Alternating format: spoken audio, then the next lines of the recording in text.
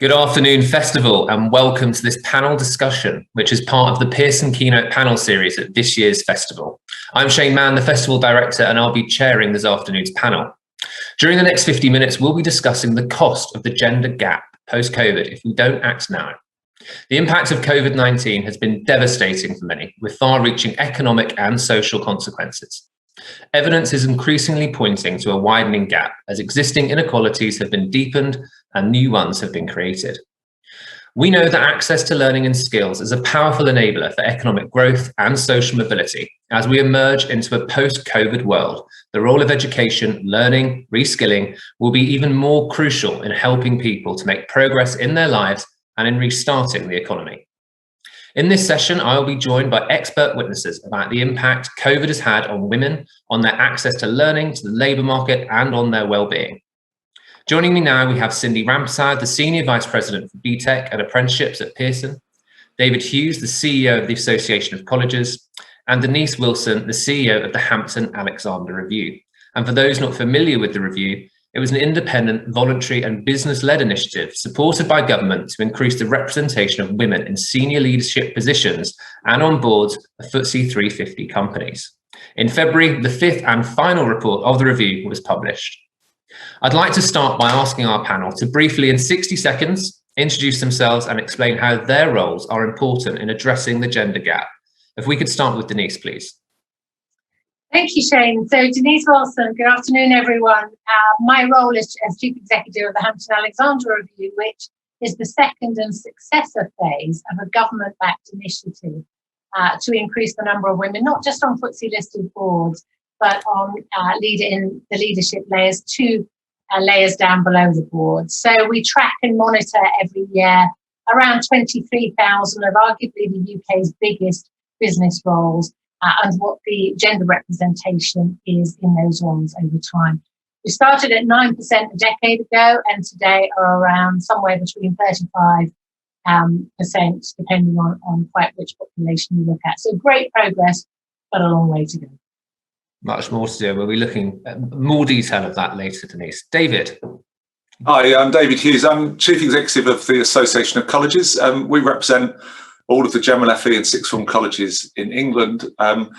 We've got, I suppose, about 2.2 million students in those colleges, and more women than men, interestingly. We're also sort of flavour of the month for government, so right at the heart of their policy agenda. So there's some interesting trends there we might come back to later. Overall, colleges employ about 61% women. 48% of college leaders are women, which is kind of not bad. But I think underlying all of that, there's some really big questions about, what women are studying, what careers they're going into, and what their job outcomes and wage outcomes are. And particularly with COVID, some really interesting trends we can talk about around sectors as well. Thank you, David. And Cindy. So I'm Cindy Rampersaud, and I lead the BTEC and Apprenticeships business at Pearson. And I think the importance of this subject is twofold, really. The first bit, I guess, in terms of what we do, in terms of the development of learning and curriculum. I think one aspect is making sure that that we're actually thinking of the needs of young women in school, but also women in the workplace. And I think as we move forward, we know that most careers or most industries will be touched by technology and digital, and typically they are not the subjects that girls go into. So there's an element of how do we encourage through careers advice and guidance. And then I think thinking about older women and women through their careers, is how they continue to access those careers, how they're retained in businesses. So really making sure that learning is relevant in terms of design and access to really support progression for young women, but also those already in their careers. Super, thank you, Cindy, and thank you very much, panel, for those introductions. Denise, if we could kickstart with yourself, if that's okay. Can you tell us a bit about the impact you've seen with COVID having on women in terms of their access to learning, the labour market, and more generally their well-being? Yeah, well, look, I think we knew from the off that the impact of this was not going to be equal over different segments of society, and indeed we've seen that play out. From a learning perspective, I would say that many women, particularly those with caring responsibilities or with school-aged children, have typically been in survival mode and not much more. Particularly those that are in a dual role of having to home educate and try and keep their job going at the same time. Some key workers. There's been very little capacity for self-development for many women in those categories.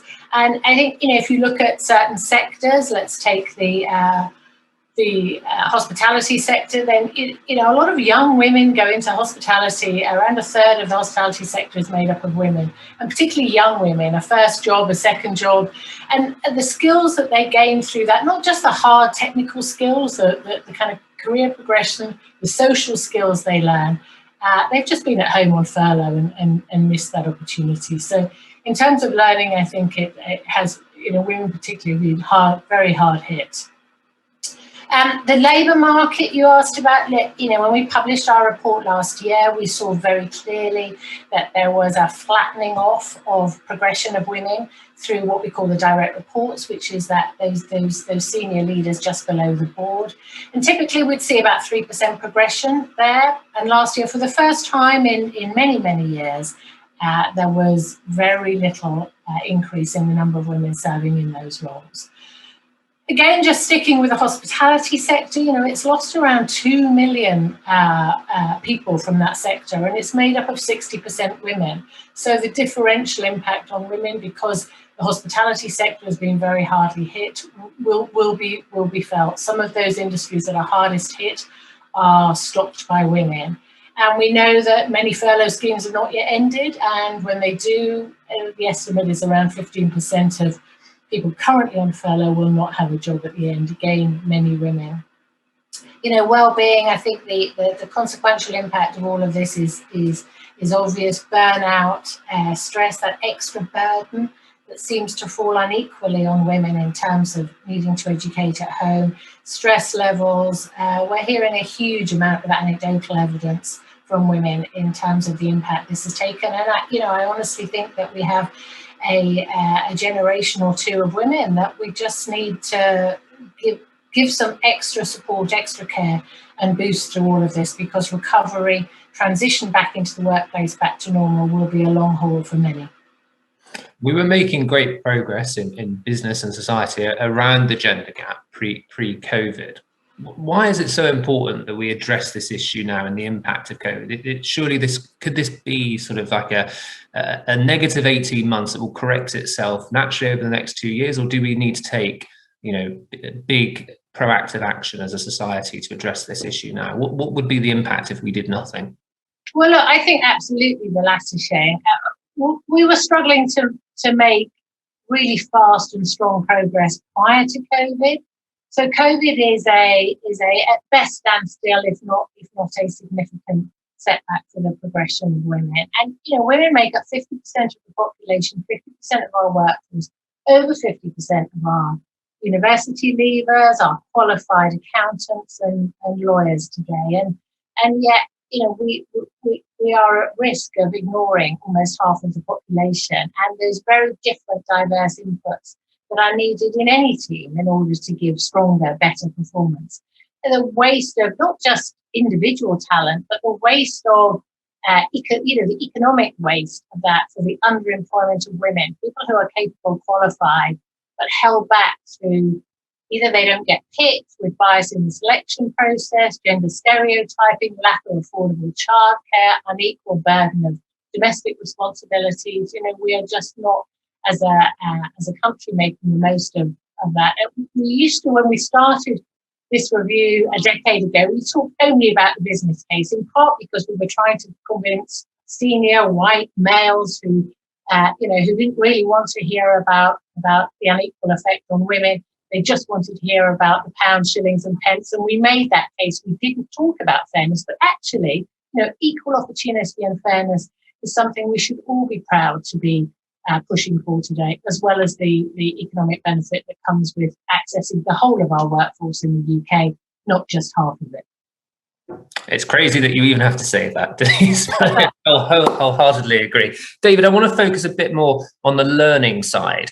of all of this. You know, in your role as CEO of the Association of Colleges, you are dealing with a multitude of colleges and other education providers, but also working closely with government and also employers. What sort of experiences have you heard in terms of the impact COVID has had on the learning of women, both young and older women? You're on mute, David.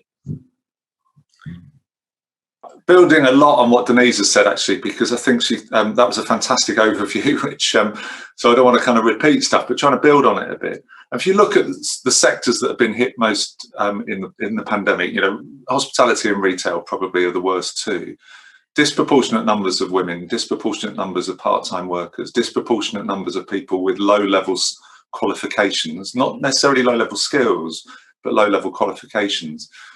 For a lot of those people, they're not going to go back into the sector they were in. And they face, I think, that difficult challenge of understanding what skills they've got, what abilities they've got, which are transferable to another sector. And I think there's a bit of, I don't want to generalize too much, but I mean, I think that some of the evidence sessions we've been doing in the review with Pearson shows that probably women tend to be less confident about the skills they've got and asserting what they've got in a different sector than men. And it's not universally true, but I'm sure it's kind of generally true. And what we need to therefore do is provide advice to people about the skills they've already got, even if they haven't got an A-level or a BTEC or a degree, to be able to go confidently into another sector and to give them the understanding of what skills those new sectors are looking at. But it's quite a big ask and quite a big jump because, you know, again, lots of people in retail hospitality without good qualifications at higher levels, whereas most of the growth sectors require qualifications at higher levels. You know, if you think about health, think about engineering, think about digital and cyber, you know, those are the sort of sectors where actually you do need quite high technical skills to get decent jobs in them. So there's a really big job to support people to be able to move confidently, get the advice, get the confidence, and also gain the skills. And I don't think the skills system the government has set up delivers that at the moment. And we're pushing on the skills bill for it to be able to pick up people who might be unemployed, who need the support, maintenance support, to be able to do those qualifications to get those jobs. Otherwise, I think we will see more and more women pushed into even more marginal jobs because they don't have those qualifications. For the women that, you know, Denise alluded to some of them, a particular group of women that were employed pre-pandemic, perhaps in the hospitality sector and others, that have now been on furlough, say 12, 18 months, or have been made redundant. What role does education have in terms of picking them up, both from a learning perspective, but also from a wellness and confidence, which you mentioned earlier? Yeah, well, I think it's, I mean, I use the word confidence, but, you know, wellness is probably a better word. I mean, I think having the confidence that after 12, 18 months of furlough, probably, as Denise said, where you've been doing more of the home caring, more of the homeschooling, and going out into the labour market, I think is a really big ask, actually. And I don't think we've got the system to be able to support people yet. I'd love to see more funding coming into colleges and other providers to be able to do that kind of work. You know, it's partly employment advice and it's partly some of that skills refresh. Because I suspect lots of those women will have lots of skills, but they won't be certificated. They might not recognise them themselves. So they might need a bit of top up. They might need to be able to do a certificate or an award to be able to show an employer. They might be able to have to do a module that's important within that certain sector. And actually, we know that as soon as people are given that first taste of learning, they often kind of fly. You know, they're unstoppable. But actually, it's that first step that matters so much. And we're at a point, aren't we, where we could just ignore it and hope that it all sorts out, as you were alluding, or we could grasp the nettle and say, here's a fantastic opportunity to change things. And I just hope we do the latter. Fingers crossed. The employers that your members are, you know, dealing with on a daily basis, are they expressing their sensitivities towards this issue? Are employers being proactive at this time with colleges? I think it's hard to say. I mean, look, we reckon colleges work with about 200,000 SMEs. There are 6 million, you know, so even if they are, I think there's a lot to get to.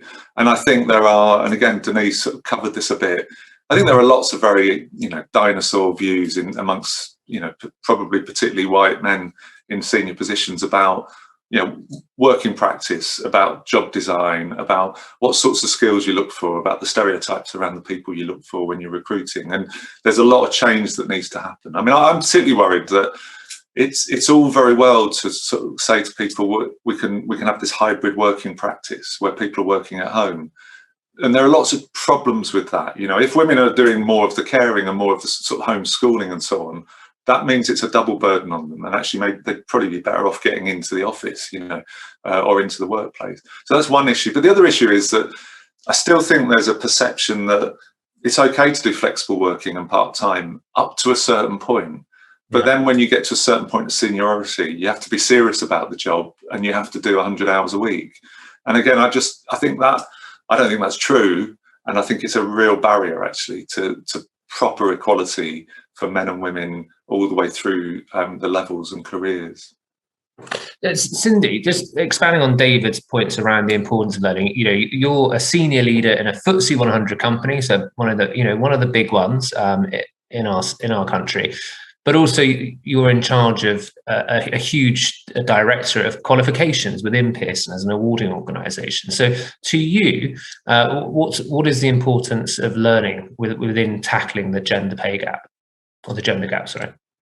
I mean, I think it's crucial. And I think actually learning per se, going forward post-COVID, with it's a changing landscape and the impact of technology, but also changing industries that I talked about earlier. And I think, David talked about AI and cyber and digital. If those are going to be the new roles of the future, I think it's making sure that we've got learning that is aligned to those sectors that are emerging. So you'll know that, the way BTEC is organised, it's across different sector verticals.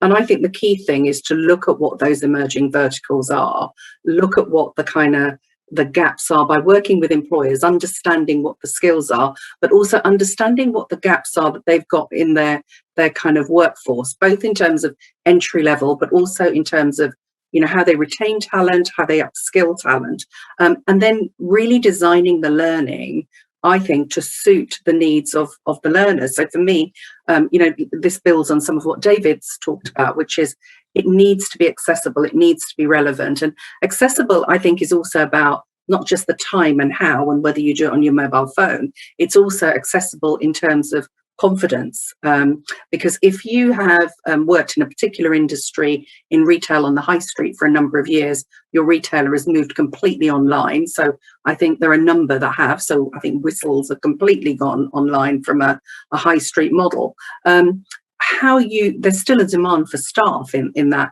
industry, many of whom are women. So the workforce is predominantly women. You want to be able to transition those women to still be able to support the customers and support your business. But that means giving them the kind of confidence, I think, to access the learning in a way that kind of helps them to progress. So I think this point about confidence is really important around learning and continual learning. But I also want to come back to I think our responsibility as a sector with learning and learning content is not just about when women are in the workforce and how we support them as we come out of COVID. It's about addressing what could be storing up to be a problem in 10 years' time, which is if young girls don't access STEM subjects, aren't enthused by STEM subjects because they're not encouraged to be enthused, that actually they're not going to be able to access those careers. And I think some of that is about careers advice and guidance. I think some of it is about confidence again. Some of it is about tackling some of the inbuilt biases and prejudice about what subjects girls do versus boys. And I think, organisations like Speakers for School and employers coming in and role modelling, I think is really, really important. So I think it's the education piece, but it's also the awareness, which should be part of the education piece and bringing it to life. Right, I've got about 5 follow-up questions for you, Cindy, but I can't focus on you, so I'm going to focus on one. And this is for both David and Cindy, actually, this one. You talk around accessibility of education. And David mentioned earlier around actually being at home and home working actually maybe isn't very helpful in terms of developing women's confidence and their role within the workforce. Do you as educators have to be sensitive to that as well in terms of the provision of home learning going forward? Because both of your organisations, or certainly your members, David, are all looking at the opportunity for home learning. Actually, could that be a real negative? Could that have a negative consequence, an unintended consequence? Yeah, and I think, it's funny because I always say that the key bit around learning that makes the difference is the enrichment piece. And the enrichment piece is invariably the bit that is about interaction and application. So I think, just doing learning, just working in isolation could be really difficult. And I know Denise has got many views on this in terms of visibility of women in the workplace as well, and what that might mean for progression. So I think designing the learning in a way that is applied, that is interactive, that creates networks. In some instances, it's blended. In some instances, it includes a project that might be involved actually working with an employer. David talked about the number of SMEs that we've got in our country. So I think it's going to be about thinking about what that learning looks like. But I think bite size is also good because bite size is not a big, long program. And I think that's the other thing we have to do is get ourselves away from thinking that a 40-year-old or a 50-year-old woman wants to go and do a 1-year or 2-year BTEC program. They don't actually, or a City and Guilds program. They probably just need to do that bite size. And actually there's less isolation there, but it's about being able to reach out and get the help where you need it. So, but of course it's something we have to be acutely aware of in everything we do going forward, not just in education. And David? Yeah, look, I think surely the one thing we've learned from the pandemic is that we all want to meet each other. We all want to come together. I mean, it is quite nice and it's very efficient doing things online, but it's not sufficient, and it's not very nourishing. So, and I've always believed that learning is a social experience. It's about being with other people, all being learners. So the labels about whether you're rich or poor, whether you're black or white, whether you're a prisoner or not, I mean, one of the beauties of doing work in prisons is prisoners saying, I'm a learner today, I'm not a prisoner. There's something incredibly important about labeling yourself as something. I'm not a mother, I'm not a woman, I'm not I am a learner is really important, and I'm with other learners and I'm equal to them. And I will build social networks, and I will build, support from people. I'll recognise I'm not the only one who's frightened by exams or tests. I'm not the only one who's struggling with this bit of maths or this bit of the course. So I think the social side of it is absolutely essential. But actually, most colleges, I think, are looking at blended. As Cindy said, that trying to not just blended, which is we'll do some of it in a classroom and some of it online, but just thinking about, well, what is it about coming together that's so important? Because it's not necessarily sitting at a desk, being taught, but it is about other things that you do, the enrichment and the engagement and the socializing, and maybe therefore being much cleverer about how you split learning so that you get literally the best of both worlds. Because there's all sorts of evidence as well, of course, that being able to sort of stop a video if it's asynchronous and to be able to then go back and repeat it is also really powerful. If you just don't get something, you can stop and go back, and you can't do that in a classroom very easily. So I think the blended approach is really, really important. But more than anything, though, I think for me, the big issue is about where people go to get advice and where they go to get the confidence that they can move on rather than they're stuck, and I think that's the thing that we should be focusing on most.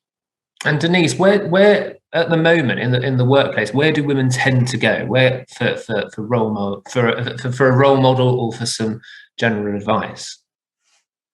Well, look, I mean, I think everybody looks up in their organisation to see who's on the next level, particularly a level that is fairly close to you, is very persuasive. They look And that, you know, that's the importance of role models, actually, and that's why it's really important to have women at every stage in the career that women can look up to. And in the past, I think there were so few women that getting real advice and support from other women, particularly more senior women, was often hard.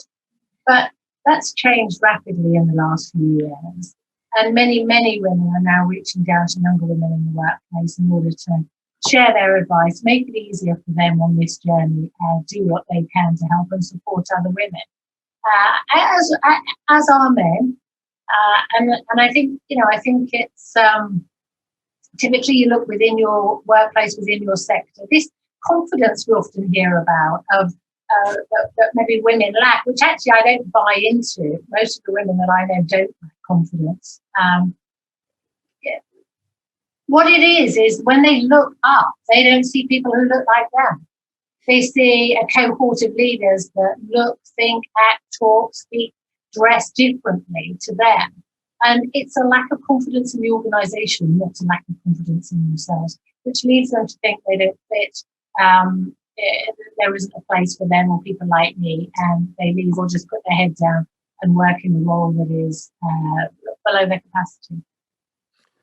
Whose responsibility is it, or what help is there for those in power at the moment, those senior white middle-class men, and helping them to be an enabler of women and empowering women to rise up through the ranks, so to speak?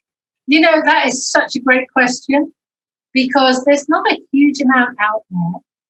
One of my big campaigns and things that I'm working on is trying to educate men and actually as well as some women, but in the value of gender diversity and in how to manage, how to inspire, how to handle people who are in your team, in your sphere of influence, who have grown up with a very different set of life experiences to you.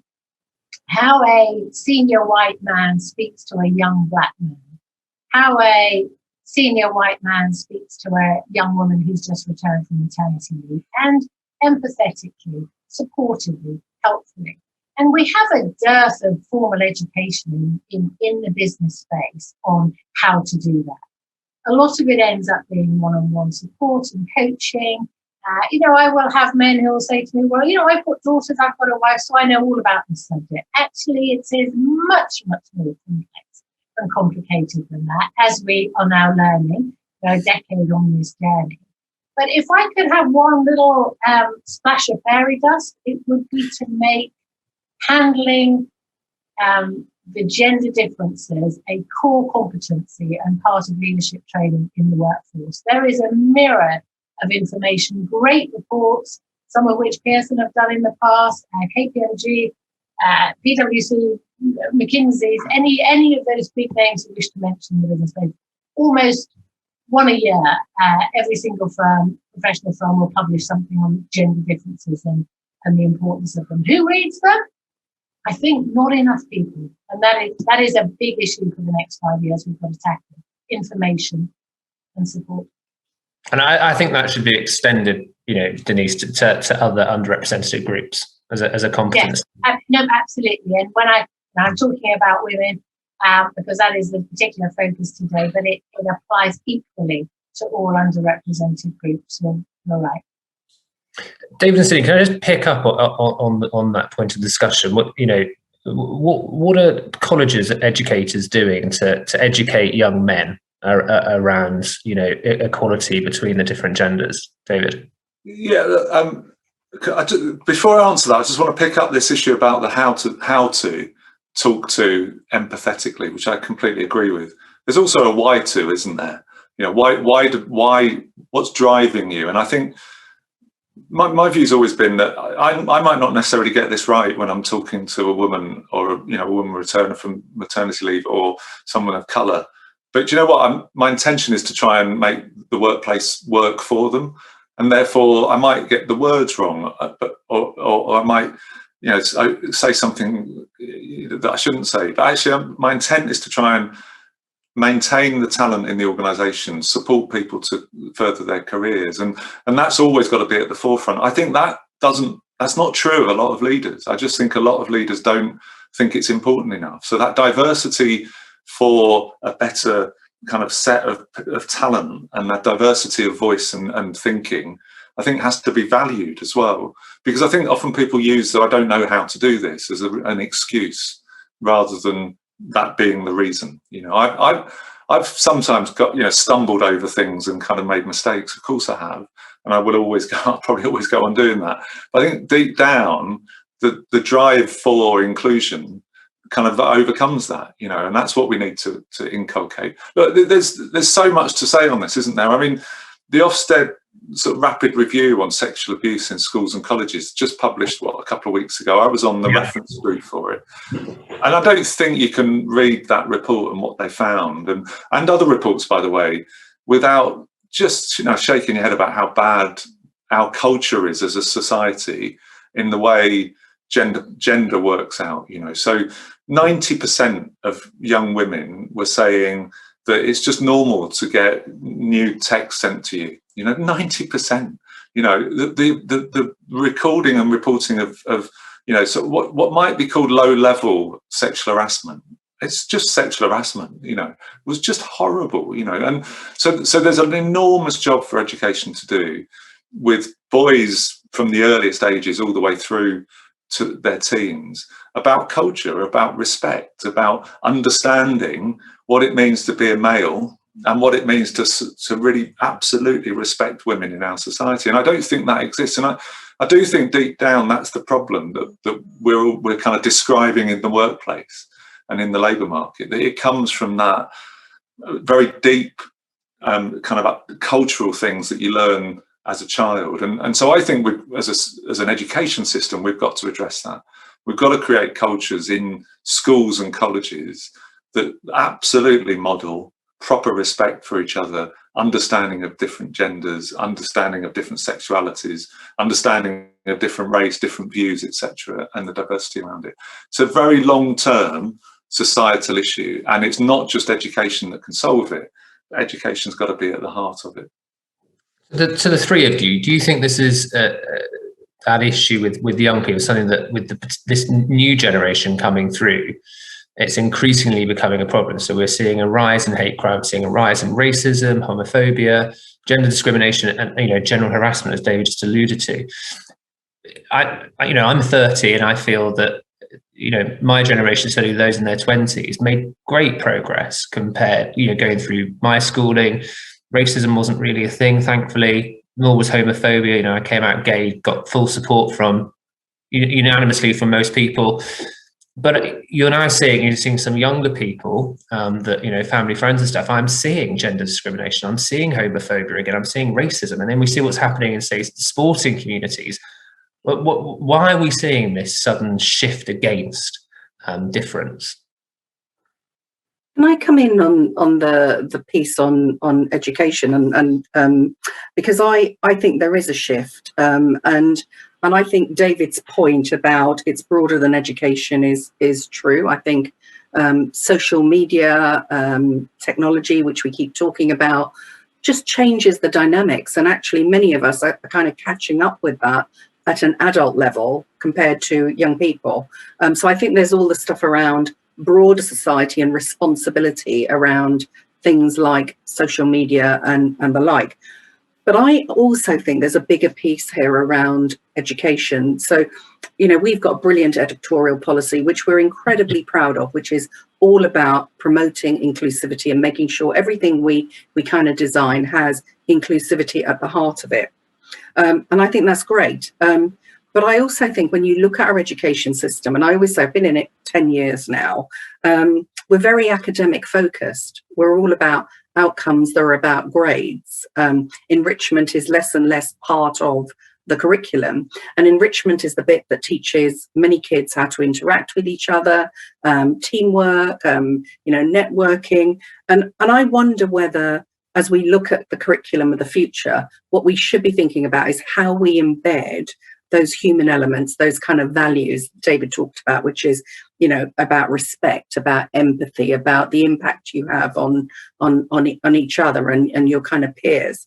And I think it is from early years, but it isn't just early years, because we do a lot of nurturing at early years, and then we go down this really, you know, very kind of academic route, where it's about outcomes, and actually in their teenage years, this is probably where kids and young people need some of this. I also think, you know, PSHE, David will correct me if I've kind of got it wrong, but, you know, does that curriculum need to be looked at? It's not purely probably about the birds and the bees and sex education. I'm sure it's moved on considerably, and as somebody in education I should know, but actually, is it broader about kind of social media and respect and care? And I think this isn't just the gender issue, as you said, Shane. This is also about, you know, just difference, actually just respecting difference. So I think it's broader than education, but I think there is something about the design that should mean that it's more about understanding and the human bit coming into it, would be my view.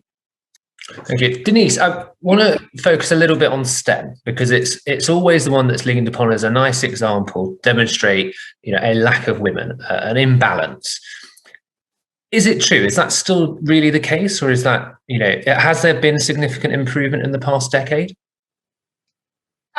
Look, I'd say there's been a marginal improvement, but not a significant improvement. Why is it so bad in STEM? Because it feels, you know, this is something we've been talking about. When I remember, you know, this being talked about when I was at school nearly 20 years ago. You know, this encouragement to get girls, you know, encourage young women to study science GCSEs, for example, in the hope they go on to a career in STEM. Why is it so poor in STEM areas still? I think there's just a huge amount of unhelpful gender stereotyping that goes on, and it starts very early on, as we know. It starts in early years, and is particularly reinforced through peer groups, and I, you know, I think education has worked pretty hard to dismantle some of those stereotypes, but we've still got a very long way to go on. And it's, yeah, I think it's But you know, what I would like to say is that, and I think David touched on that earlier, it isn't only about STEM. There are, you know, what we want to do is get women into big jobs in leadership. It doesn't really matter, shouldn't really matter what discipline they come up through. Clearly, we want to see more women in STEM. And we are actually, technology is the one area where I think there has been great progress in IT. Science a little bit more so. I'm hoping that through COVID, one of the beneficial factors coming out of that is that it will inspire more women to go into medical profession, into science, into scientific research. So there is already a sign of greater interest in young women in those areas through the experiences of COVID. But, you know, it's about big leadership roles. It doesn't really matter what industry it's in, but what we do need to do is get more women at the decision-making table, have more women, as we said, as role models, more women who are able to influence and change the cultures, who are challenging the decisions made by often all male, very similar types, very similar backgrounds around the table, reinforcing one another's viewpoints and giving a sense of false bravado and self and security. And we need women who are prepared to. We need women to sit at the table, because more often than not they are prepared to challenge. But you know, it is all about cultural change, because we're starting to see a backlash in that.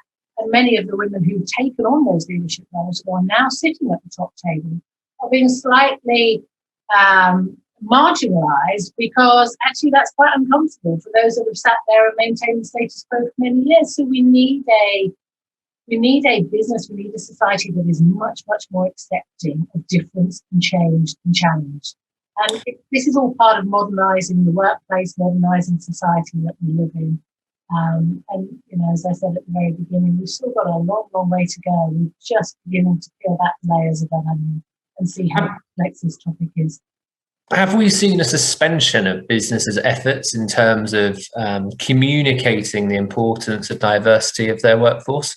I just think here's some examples of friends of mine that work in large organisations. You know, in the last 18 months, have had a complete suspension of any equality and diversity training, all of that sort of stuff. They just stopped because they said, you know, as a business, we need to focus elsewhere. Well, look, I think there's been good examples and there's been poor examples of that. And one of the very helpful things that has come out of this is that it has shone a rather harsh spotlight on those employers in whatever sector you are who care very little about what we call ESG, environment, social governance. Everybody's very clear about environmental impact that business can have and the governance impact business can have, that businesses need to pay attention to. The social bit was missing, and I think COVID has helped shine a spotlight on how organisations treat their staff and their people. And there have been some really fantastic examples of support of people who have struggled, being given sabbaticals, told they can come back to their same job, much more agile, flexible working. Some people who sat at home and have absolutely thrived through not being in what is often quite a brutal environment actually in the workplace, but being able to work on their own, being able to speak by putting their hand up on a piece of technology, they have actually come to the fore. And others who are always trying to dominate and get the space have not done quite so well. So I think it has had a differential impact actually. But there are sort of winners and losers, I would say, on who's looking good in this space. But what I do hope is that all people, particularly youngsters, start to look at this. They start to pay attention to how they're treated as an employee. And I think there's been insufficient attention from young people, universities, etc., on the vast difference of employers in terms of welfare treatment of employees. I wonder if you could just expand a little bit on something we touched on earlier, which was around the different socioeconomic groupings and the impact from a gender perspective there, but also looking at it from a sector basis. Are there particular areas you're really concerned about in terms of the balance of women? It's interesting. We used to think the sector was huge, that we would find very little progression in mining, in extractives, in oil and gas, in heavy industry, and that financial services, those typical office-based roles, would do very well. When we started this, actually, it seems to be sector agnostic. What matters most is the leader of that organisation. We have seen probably one of our most shining examples of making progress in all areas of gender equality is a mining, BHP Billiton, a mining company. And, if you can do it in mining, you can do it in an insurance company, in an office down the road in the city. The key difference was the leader. And going back to something David said earlier, do they care about this? Is it authentic, or have they just learned the right words from their PR team?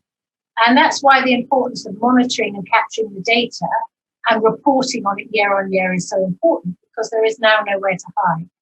We're publishing every single year the progression that these companies are making in terms of women's representation and leadership. And many are talking a great story, but when you run the slide rule across, they've gone nowhere. And investors are noticing that, as are employees, and starting to call that out. Your review set a target of a third, which you mentioned earlier. Where did that figure come from? Is a third good enough? Should that target now be raised? It looked pre-COVID, across the FTSE 100, 250, 350, those figures were broadly achieved. Is it time to set the bar higher? Absolutely, it is time to set the bar higher. And we're currently working with government on what the next 5 years looks like.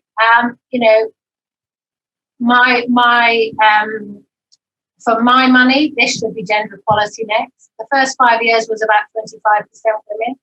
The second 5 years was about 33% women. And why would we not absolutely be pitching for gender equality? Look, I don't think that needs to be a magic number of 50%.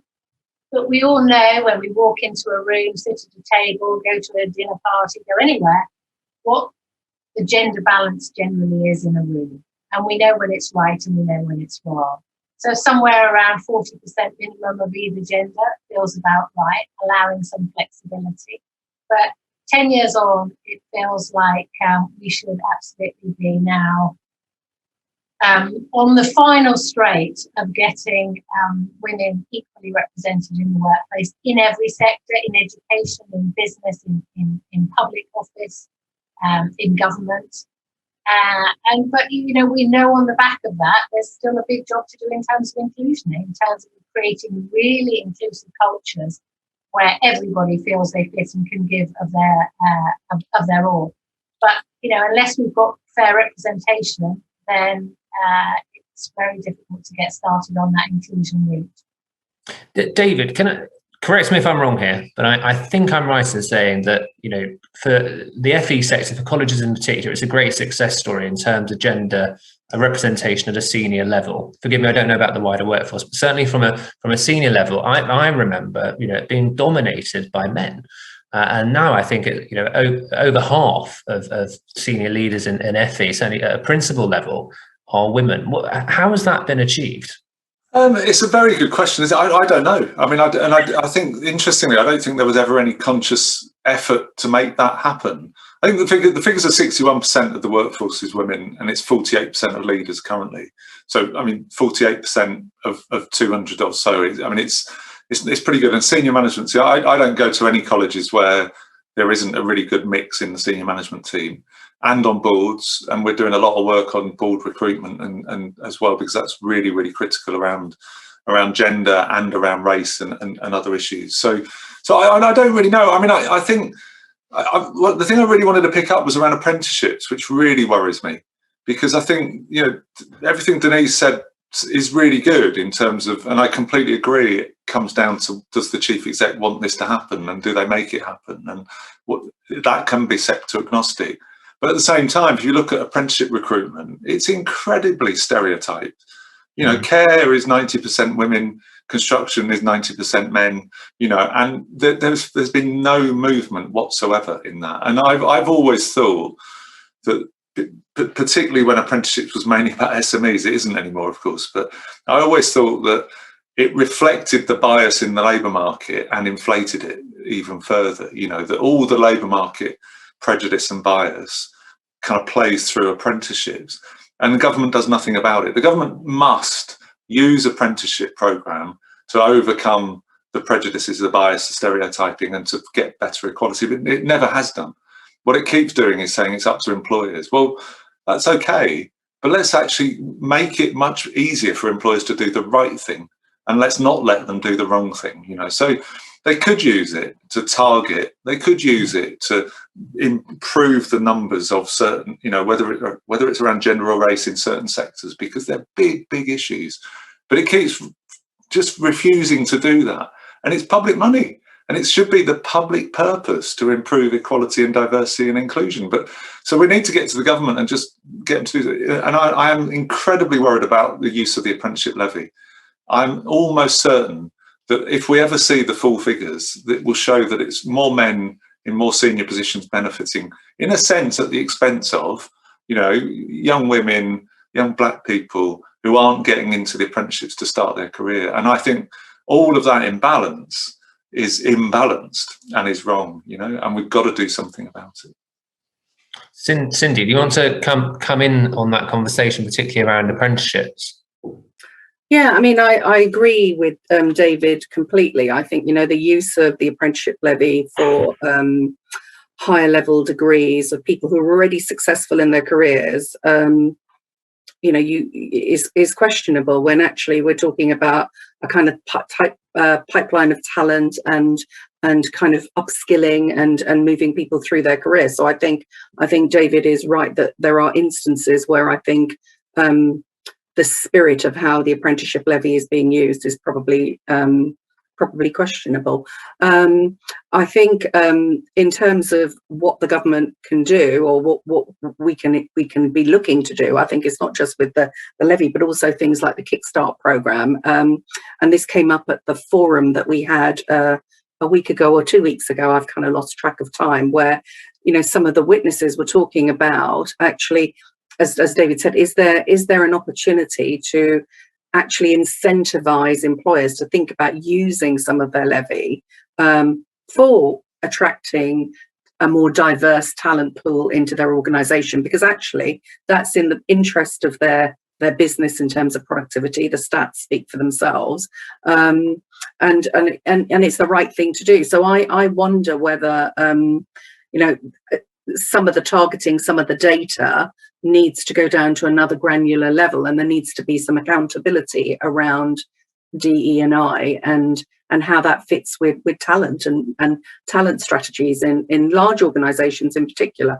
Harder to do probably in some of the smaller SMEs, but Denise will kind of have more of a view on that, maybe challenge me if I've got that wrong. But yeah, I think that there is an opportunity. Denise, my understanding is your review has had much more of a focus on leadership roles. Have you looked at learning and the role of learning on this? Particularly, I guess, let's pick up on David and Cindy's discussions around apprenticeships, and they could, arguably be a really important feeder of women into certain sectors. Yeah, look, the review is specifically focused on leadership and leadership development and increasing the representation of women in that cohort. But of course, you're right, that unless you're looking all the way through the pipeline and right down to the very bottom, and actually prior to that, into how views are fashioned, how careers are understood in education itself, and the gender stereotyping issues you've already touched on, you've got to look the whole way through. You can't just look at the very top. Maternity is huge, obviously, on this subject, and ensuring that there's affordable childcare, and we've seen the impact of that through COVID. What happens when children are suddenly turned home?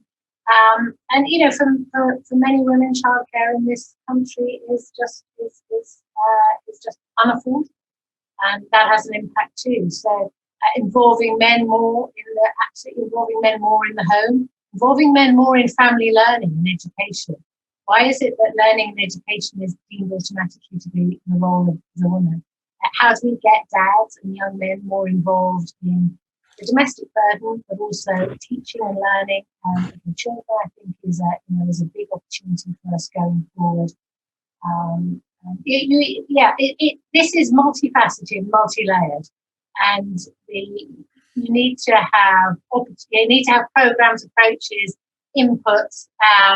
Be pushing it at all levels. It's a complex issue, and far more complex than we ever imagined a decade ago. Absolutely, and far more complex than to fit it into a 50-minute discussion between the four of us. So, but just in the final couple of minutes that we've got, Cindy, you and the fellow panelists have referred to this forum that Pearson are currently running. Can you say a bit more about it and why the focus specifically on women? Yeah, so it's not just on women. So I think it was the back end of last year. We were looking at stats and the kind of media that was talking about the impact COVID was having on really a cross section of society that was disproportionate. Women, Black and ethnic minority individuals, young people, regional variations, and we wanted to do a piece of work to really look at the impact of COVID and that widening inequality gap, but actually more importantly, look at what's been the impact, but what is it that we need to do now to act now to make sure that gap is reduced over time? Because there's two elements, isn't there, that we've talked about already. One is the kind of fiscal piece, and I think that the chief economist of the Bank of England referred to that if this isn't dealt with, that it would be, the fiscal impact would be huge in terms of the economy going forward. But there's also the kind of moral impact, and so we wanted to do a piece of work now to kind of highlight it, but also to say, how does learning and skills fit into this, and how can it be a real enabler? And Anne Milton is doing a fantastic job of chairing it, and Denise and David are both part of the forum. So we're kind of publishing some of the findings as we go, and there's a final report coming out in October or November, I think. And for the audience watching home, is there a particular way they can get involved or support you in your mission here? Yeah, there's a website, and I can send it to you afterwards, the link, and you can put it where they can find out about the content. And also we're posting all of the time on social media, and we're getting some really fantastic evidence from individuals, some real human personal stories that we're also sharing to kind of bring this to life. Super. And quickly, David and Denise, we've got 51 seconds remaining. What are you hoping to see this project achieve? If you have 30 seconds each. David first. I think it's got to shine a light on inequality to make every one of us think about what we're doing about it. Government, colleges, employers, the lot. Brilliant. Thank you, David. And Denise? Yeah, absolutely. Nobody's really talking about this. I think we need the facts out there of the differential impact that COVID has had, and then we need it to be solutions orientated. So it needs action, and it needs money, policies, government support, business support behind it. Brilliant. Thank you so much, Cindy, Denise and David. Stay tuned. We've got Her Majesty Chief Inspector Amanda Spielman addressing the conference in about half an hour's time. And then following Amanda, we've got a keynote address from Women Ed, a series of senior leaders in education, which are all women talking about women being disruptors, innovators and change makers. Thank you very much, everybody. Take care.